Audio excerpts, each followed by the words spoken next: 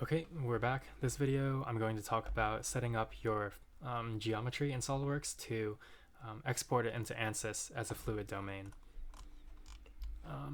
So we're going to continue working with this sketch that we made in the last video in part 2. And so over here we have an airfoil, and you need to sort of define your dimensions for the airfoil.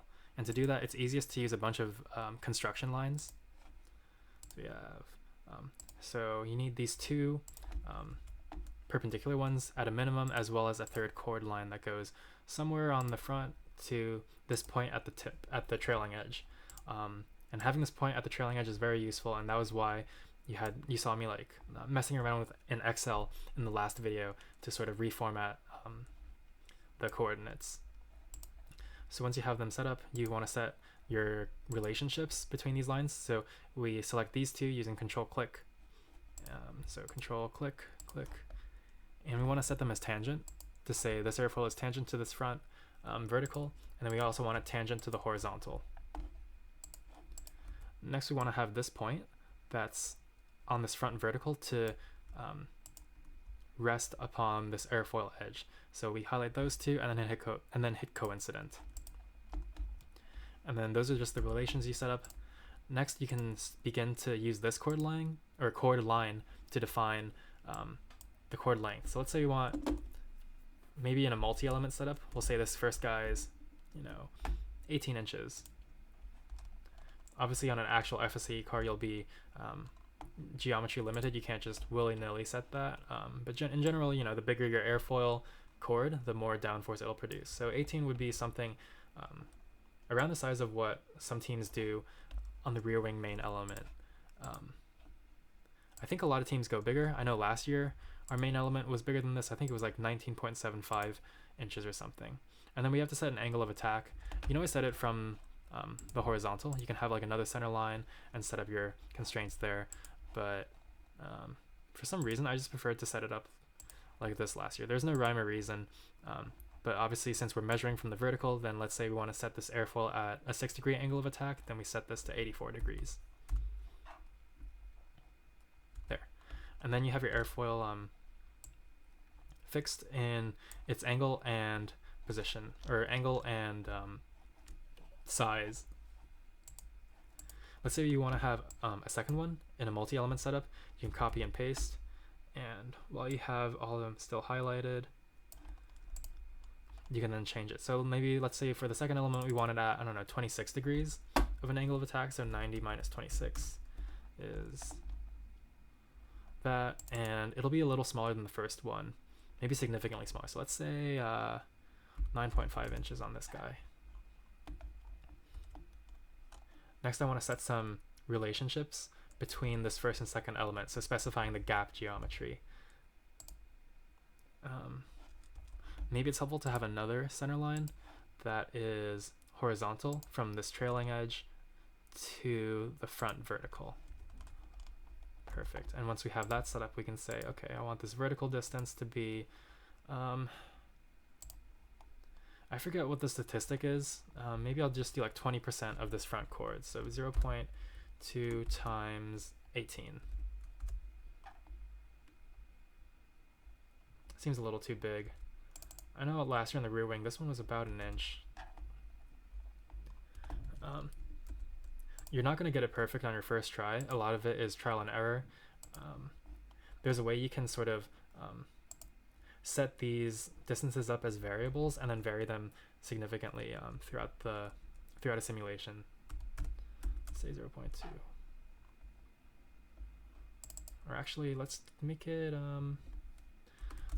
minus 1 inch.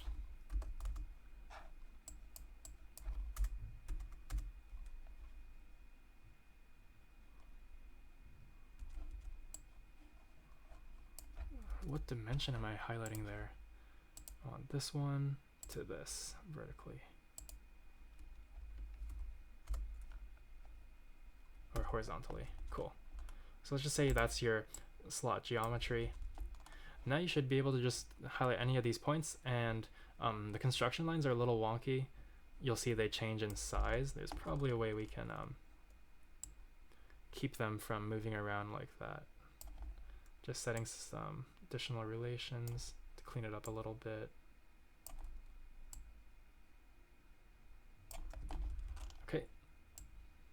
Now you should have these airfoils ready to sort of be dragged around like that. Oh man, these construction lines are killing me.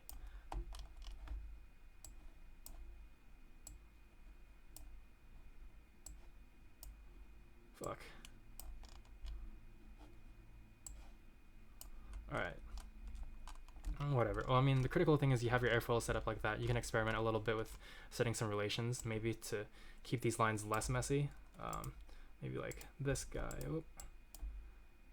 This point, that point, and this point all horizontal. And then these three also vertical. And now we have a cute little box with our airfoils reference to drag around. Sorry guys. Next you want to convert this into your 2D domain, and so I mentioned this in a Slack comment, but for those of you who haven't seen it, 2D CFD is different from other analyses in that we're not analyzing like our objects themselves. We need to sort of generate a box around our objects and then simulate the fluid as it flows around. So we need to generate a negative of this box. So to do that, you just create the sketch and you exit it, and you'll see your different lines. You have the box and your airfoils. You want to insert a planar surface, so insert surface, planar surface. You just select a bounding entity, which is this outside box. Hit OK, and that's your perfect fluid domain. So this, you can sort of tell everything solid and gray is where the air will flow, and you have these sort of cutouts where the airfoils were, and that's where the that's like a representation of the geometry of our airfoils. As you watch some other tutorials, you'll note that in general in CFD you want to make sure your distance from the wall is large enough so that you have no wall effects with your airfoil. This is just a tutorial, but maybe I should keep some good practices. So over here, I'm going to go back and edit my sketch. So I want to say, so there's a couple parameters that are important. For one, there's something called a blockage ratio, which is basically the percentage of your virtual wind tunnel that is blocked. So if your air is coming in on this surface, this is in 2D, so instead of an area, you just have a distance. So let's say this distance is, what is it? This is 110 inches. So a blockage ratio of 5% means that this theoretical box that we draw around our airfoils should not exceed 5% of this inlet size. So let me set this as a construction line. All right. Just want a rough measurement of how much space these guys take up, right? So we dimension this line, we see it's 14.25 inches.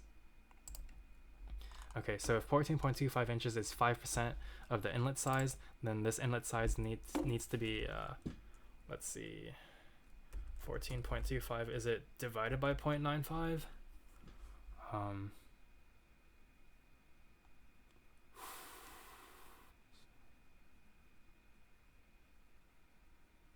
Yeah, actually no, it's 14.25 divided by 0.05. Boom. Okay, and so that's a representation of how tall your inlet actually needs to be. That actually kind of shocked me. I didn't expect it to be so large.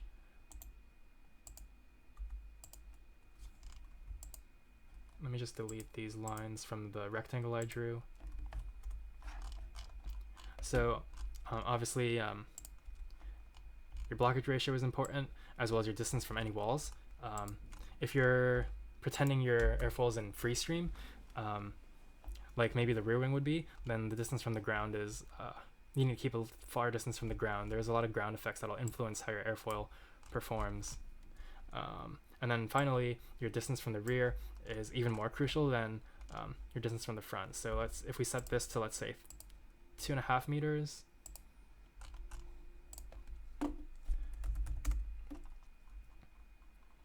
even at a speed as low as 30 miles per hour, you want a distance from the rear of your airfoils. This is going to be in your full car simulation, so maybe for these guys, it's a little overkill to set such a large distance.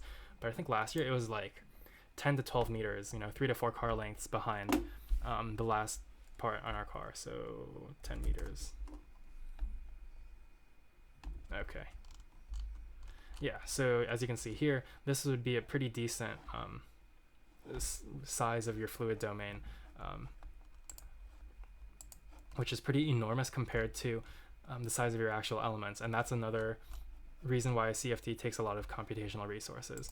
But okay, now that we have that set up, we can export it and let's see, export it, or no, just save it as a part file, and then we're ready to import it into ANSYS and begin the CFD process. 2D domain tutorial.